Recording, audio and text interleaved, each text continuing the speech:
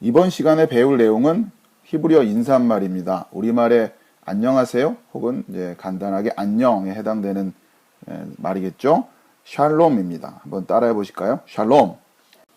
여러분께서 첫 번째로 배운 히브리어 단어 샬롬은 자, 어떻게 쓰냐면요. 지금 이제 보시는 맨 위에 이렇게 씁니다. 이런 모양을 가지고 있는데요. 여러분 배우신 그 히브리어 알파벳 복습을 해보면 첫 번째 단어가 쉰, 두 번째 라메드, 그 다음에 바브, 그 다음에 맴, 소핏 이렇게 되죠. 자, 그리고 히브리어는 우리 한글과 달리 오른쪽에서부터 왼쪽으로 이렇게 써가는 글자입니다. 자, 오른쪽에서부터 왼쪽. 처음에 이제 공부할 때 이것도 좀 익숙치 않기 때문에 좀 어렵게 만드는 요소이긴 하지만 이건 이제 좀씩 익숙해지려 생각되고요. 그리고 또 특이한 점은 모음 부호를 표기를 하지 않았다는 겁니다. 지난 시간에도 말씀드렸다시피 이 성서 히브리어는 자음 중심의 언어입니다. 그렇기 때문에 모음보다는 자음에 더 중점을 두고 공부를 하는 그런 방법이 굉장히 효율적이고 효과적입니다. 그래서 당분간은 모음보 없이 단어들을 자음만 가지고 익히도록 하겠습니다.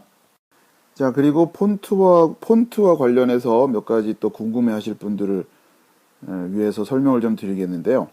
자, 지금 우리나라에도 명조체, 또 뭐 고딕체 이렇게 폰트가 있듯이 히브리어도 마찬가지입니다. 그러다 보니까 지금 이 글자가 이제 모음이 표기가 안 됐는데요.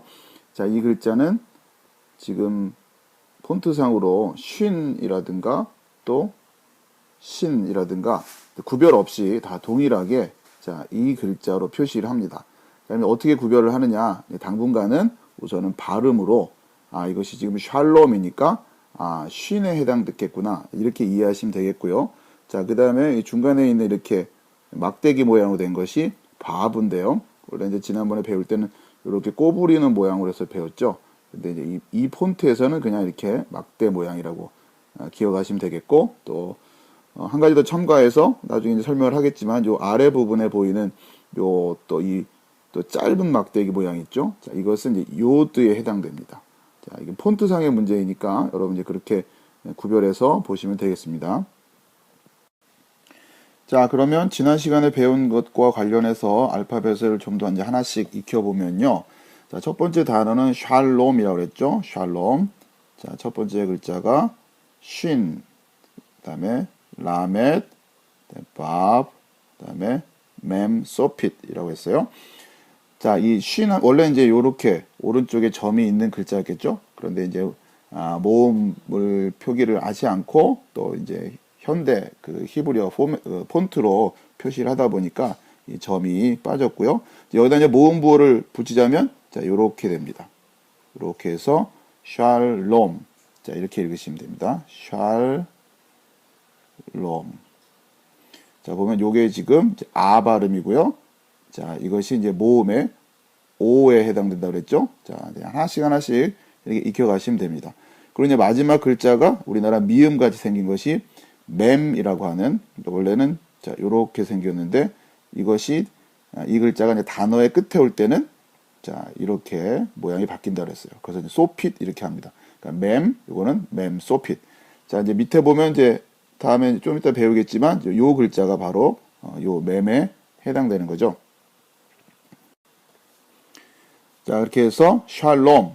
여러분 이제 모음보호까지 지금 굳이 익히시지는 않아도 되고요. 자, 이렇게 쓰면서 샬롬. 자, 이렇게 해서 익히시면 됩니다. 샬롬. 인사말이라고 했습니다. 안녕. 또 현대 히브리어에서도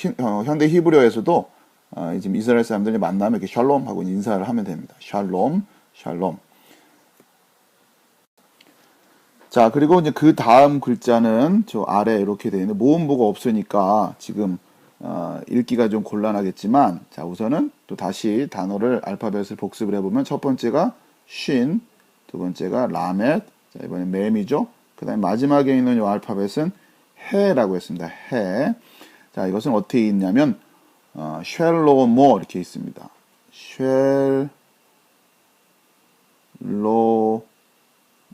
쉘로모. 자, 이렇게 읽으시면 되는데 이 쉘로모가 바로 다윗 임금의 아들 솔로몬을 가리키는 말입니다. 자, 여기서 우리가 성서 히브리어를 공부해야 되는 이유, 그리고 또 그 성서 히브리어를 공부하는 데 있어서 모음 중심이 아닌 자음 중심으로 공부를 해야 되는 이유를 좀 살펴보도록 하겠습니다. 지금 이제 우리가 지금까지 배웠던 단어가 샬롬과 또 샬로모라는 두 단어를 배웠는데요. 자, 여기서 우선 모음을 빼고 자음만 살펴보면 지금 이 단어가 자, 요렇게 바뀌겠죠? 자, 여기 이 바브도 사실은 모음의 역할을 하는 그 자음이라고 그랬죠. 자, 그 다음에 이 쉘로모에서도 자, 자음만 추려내면 마지막에 있는 해도 모음 역할을 하는 자음이라고 그랬습니다. 그러니까 결국 샬롬과 쉘로모의 이 자음이 동일한 것을 볼 수가 있어요. 자, 이런 것을 이제 히브리어에서 이제 어근이라고 하는데 동일한 어근에서부터 출발한 단어다 이렇게 이해하시면 되겠습니다. 그래서 이 쉰, 라멧, 맴이라는 이 어근으로 만들어진 단어들은 비슷비슷한 의미들을 갖는데 이것이 이제 동사로 쓰일 때는 샬람이라고 해서 안전하다, 또 평안하다, 또 완성하다, 또 지불하다, 뭐 이런 등의 뜻을 가지고 있습니다. 그러니까 즉 솔로몬이라는 임금의 이름 속에는 바로 이 샬롬이라는 이 의미가 내포되어 있는 거죠.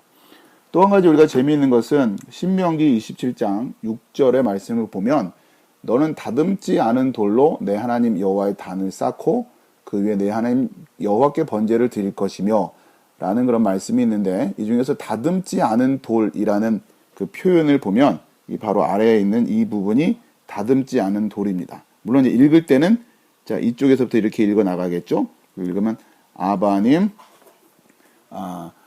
쉘레못 이렇게 읽습니다. 아바님 쉘레못 이렇게 읽으시면 되는데 이 앞에 부분은 이제 돌들에 해당되는 것이고 자, 여기가 지금 다듬지 않은으로 번역이 됐어요.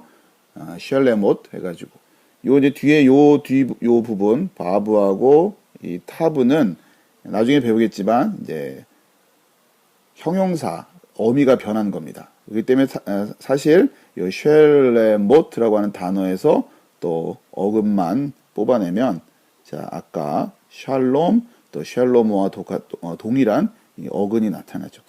그러니까 우리말로는 다듬지 않은 돌로 이제 번역이 됐지만 이제 원래 의미는 이 샬롬의 의미하고 동일한 의미를 가지고 있다는 겁니다. 우리나라 성경에서 다듬지 않은 돌이라고 번역된 아바님 쉘레못을 다른 번역들에서는 어떻게 번역했냐면 킹 제임스 버전 같은 경우는 whole stones라고 해서 온전한 돌들, 그 다음에 NIV 같은 경우는 field stones, 그 들판의 돌들, 그 다음에 ASV 버전 같은 경우는 unhewn stones라고 해서 좀 어려운 단어긴 한데요. unhewn이라는 단어가 잘라내지 않은 그런 의미를 가지고 있기 때문에 우리나라 성경에 다듬지 않은 돌과 비슷한 의미로 번역을 했습니다. 우리가 수고스럽게도 이 성서 히브리어를 공부하는 이유는 바로 이렇게 번역 성경만 가지고는 그 어떤 의미의 그 전체적인 뉘앙스를 파악하기가 좀 어려운 부분들을 성서 히브리어 원어를 통해서 우리가 이렇게 포착할 수 있다라는 거겠죠. 여호와의 단의 재료가 되는 이 다듬지 않은 돌들은 말 그대로 우리 인간들의 노력으로 얻어질 수 있는 것들이 아닙니다. 자, 우리가 어근에서 살펴봤듯이 이것은 샬롬이라고 하는 것 역시 우리의 노력으로 얻어질 수 없는 그런 것이겠죠. 오직 하나님의 은혜로만 주어지는 것인. 우리 한 사람 한 사람이 진정한 샬롬이 되어서 각자가 다듬지 않은 돌들, 즉 샬롬의 돌들이 되어서 하나님의 전의 재료들이 될 때 그리스도의 몸된 교회가 이 땅 가운데 튼튼히 세워져 갈 줄 믿습니다. 성서 히브리어를 통해서 또 앞으로 우리가 나누게 될 많은 말씀의 깊이 있는 의미들을 기대하면서 처음이라 좀 어렵겠지만 더 깊은 말씀의 세계로 여러분도 빠져들기를 소망하는 마음에서 한 걸음 한 걸음 열심히 또 성실히 잘 따라오시기 바라겠습니다. 승리하세요.